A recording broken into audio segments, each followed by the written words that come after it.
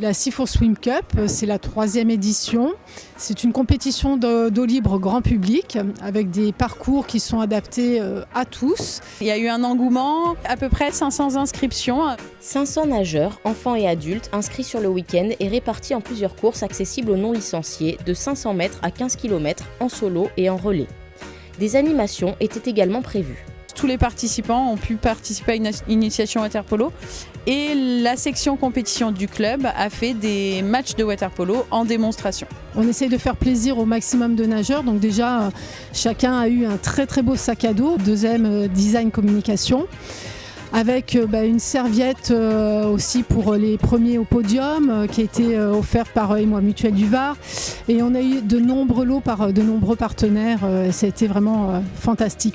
Quand on voit l'ampleur que ça a pris en 3 ans, on peut continuer à croire que ça va encore grandir. Donc on a des idées. On va mettre ça sur papier dans peu de temps. Oui.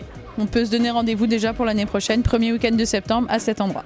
Un défi caritatif sous la forme d'une course de 300 mètres a aussi été organisé pour soutenir l'association France Coroïdérémie, dont Jacques Tuzet était le représentant ce week-end à la Sea4 Swim Cup sur la plage Bonnegrâce. Je nage pour France Coroïdérémie afin de récolter des dons pour la recherche à l'INSERM de Montpellier pour une maladie orpheline génétique qui est la choroïdérémie. J'ai un défi qui est de relier des îles-prisons jusqu'au continent le plus proche. Aujourd'hui, j'ai recensé plus de 60 îles-prisons à travers le monde et j'en ai fait 46.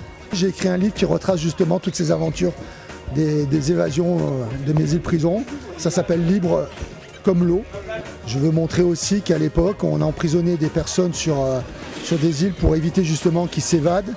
Et donc je montre qu'un nageur qui était préparé et entraîné à des conditions différentes pouvait peut-être s'échapper.